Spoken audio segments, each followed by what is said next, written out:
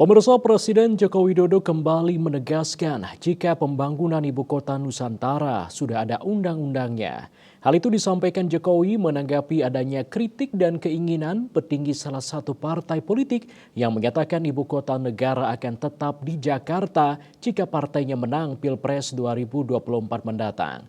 Jokowi menyebut esensi dari pembangunan IKN adalah untuk pemerataan ekonomi dan pemerataan penduduk di mana saat ini pertumbuhan ekonomi maupun penduduk lebih dari 50% ada di Pulau Jawa. Namun begitu, Jokowi tetap menghargai setiap pendapat atau opini karena itu merupakan hak setiap warga negara.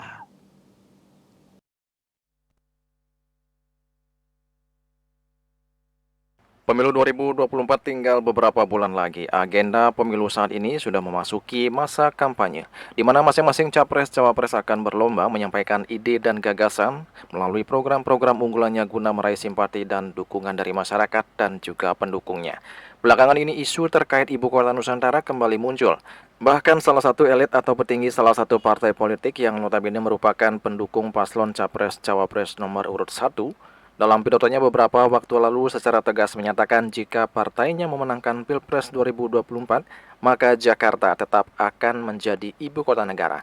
Dengan kata lain, jika partainya menang, maka tak akan ada ibu kota Nusantara atau IKN.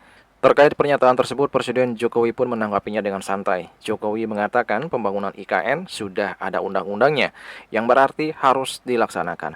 Jokowi juga menjelaskan bahwa pembangunan IKN atau pemindahan ibu kota merupakan salah satu cara agar terjadi pemerataan ekonomi di Indonesia sehingga tidak hanya berpusat di Pulau Jawa seperti yang selama ini terjadi.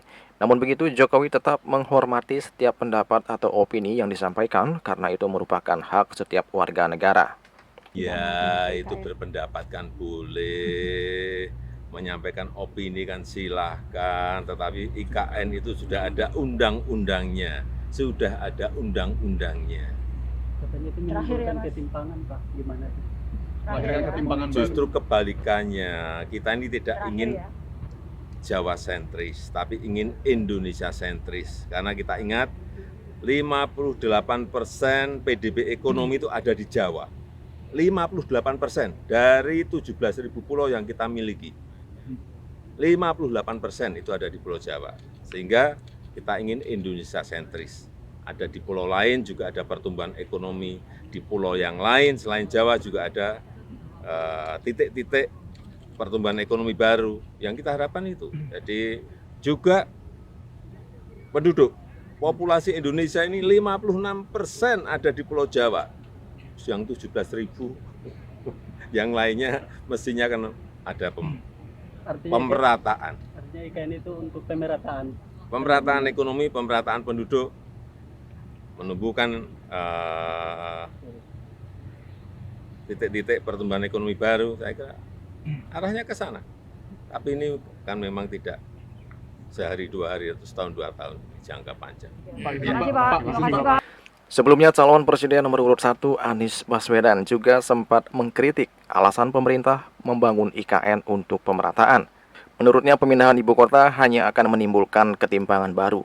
Hal itu disampaikan Anies dalam acara dialog terbuka Muhammadiyah di Universitas Muhammadiyah Surakarta, Jawa Tengah pada Rabu 22 November 2023. Ketika tujuan membangun kota baru dan ibu kota baru adalah dengan alasan pemerataan, maka itu tidak menghasilkan pemerataan yang baru. Mengapa? Karena itu akan menghasilkan sebuah kota baru yang timpang dengan daerah-daerah yang ada di sekitarnya.